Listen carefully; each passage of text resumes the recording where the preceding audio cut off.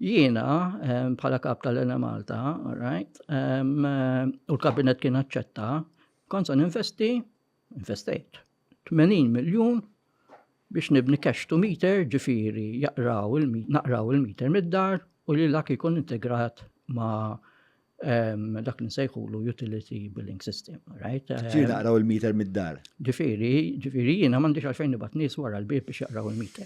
Kun kollox konness ma' sistema ċentralizzata. 80 miljun, right? 80 miljun biex ċajta, 80 miljun. Actually, il-kabinet, ngħid kollox issa, il-kabinet kien ta' 150 miljun u jiena nexxilli negozjat 80 miljun, okay? Ġifieri. U raġuni kienet li jiena bħala Malta il-billing system ma kienx tiegħi, kienu jmexxu għal water services biex noħroġ kont għandi 6 xhur biex nixbet il-flus lura xemm appellu 9 xhur għadni ma rajt solt, il-cash flow tiegħi kienet li kienet, technical losses kelli up to 15%, visibilju ta' imbarazz, right? U rrid nimmodernizza.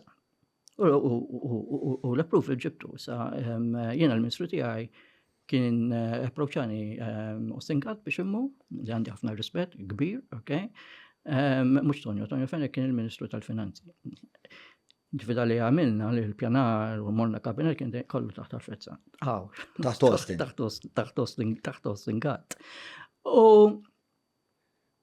meta għaddit l-elezzjoni ta' 2008 u jiena il-mandat tiegħi ġifieri jiena konġejt mistoqsi biex immur l-Ena Malta.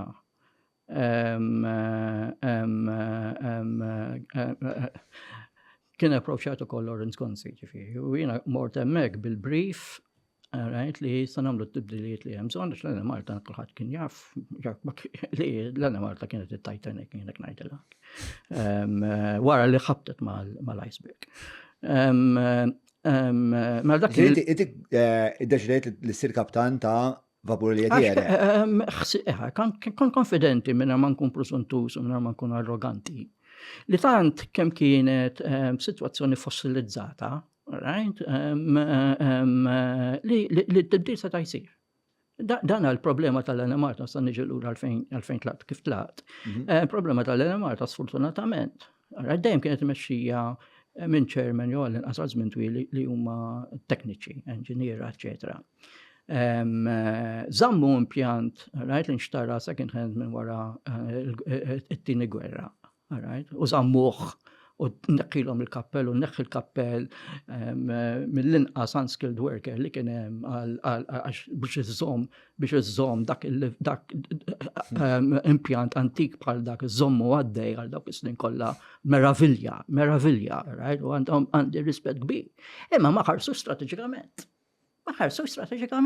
Wara li sar dal-Lemara Power Station, daqshekk, il-fiżjoni waqfet. Bdiet qabel ma tħalt jiena nkun ġifieri bdiet meta over Ostingat minn daqshekk viżjonarju u jasal. So kont konfidenti. Għax ngħiduha kif inhi. Ejja nuħdu il-generating plant, right? Mela dan il-generating plant, right, li kellna turbine 7 u turbine 6 u ma nafx iżjed, right? Mela dak kien fuq l-steam, right? Steam għal kull barrel of oil kien jitini lura 22%. Right? Ma nistax nagħlqu fil-għaxija għax biex intellaw 8 sigħat. Right? Climate change dak nsejħulu abatement, right? Fi mekkaniżmi filters u dawn l-imbarazz kollha, antikwati ma ngħidlekx kemm. Issa, ma tix kun ġenju. Tix kun ġenju li tajaf li jekk jiena sa nbiddel makkinarju second hand wara t-tieni gwerra dinjija u sa nixtri the latest best technology, sa nagħmel improvements ta' barra minna, sa nagħmel improvements fuq il-greenhouse gases, sa nagħmel improvements fuq kemm jiswili l-cost biex niġġenera, kif iddiżinjajna l-impjant fejn qabel kelli 60 megawatts u għal-ħar saqali waħda għax ikolli nixxadja kwart ta' Malta, iddiżajnjajnihom 19 90 megawatts il-waħda, għalli mbagħad fil-għaxija nkunu nistgħu nixxattjaw ukoll, ma tkun ġenju. Ma taħseb. U l-Malta, nitkellem fuq l-informatika. L-informatika Spitfire. All right? Akka ma ddur xek, Spitfire. L-Malta. Spitfire, ġifieri kull id-deċiżjonijiet ġiet tieħdu. Għax within 2 years, tlifta. Ġifieri inti ma tibqax konkorrenti. Tkun dexterous ħafna, tkun kapaċi tirrispondi. Ejwa, tkun l-Malta kraf kejjer. Biex id-dawara. Tista' d-dawara biex nibni impjant, kemm attakkawni fuq l-impjant, right? Rajna meta min ġi warajja biex ibni l-impjant, għamlu f'sentej. X'għamel f'sentej? U kon naf, intelligenti imma ċux minix lanqas. Naf xi ġifieri biex tagħmel procurement, naf xi ġifieri biex tibdi.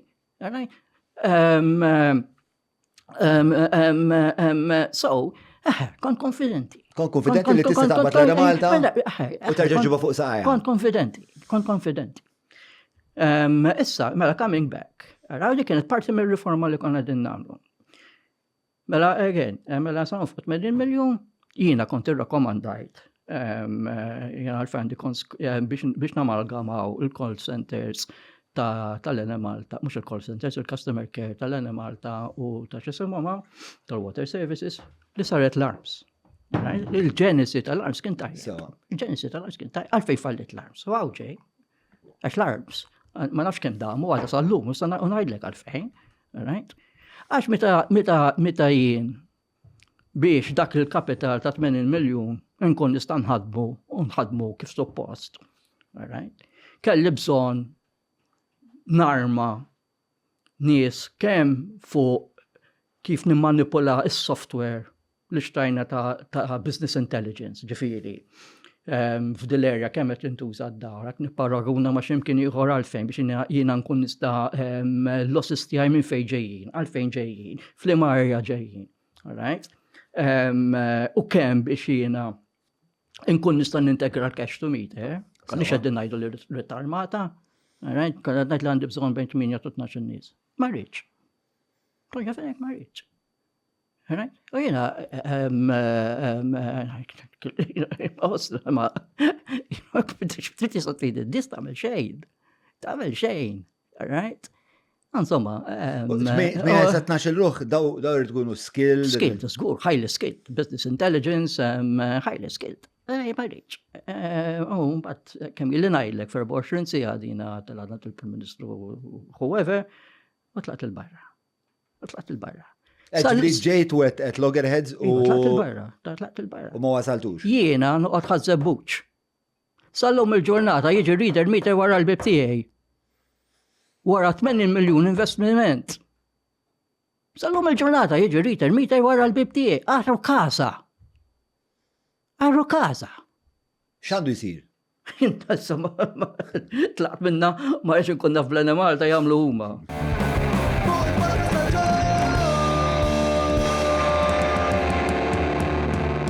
Mela tlaqna.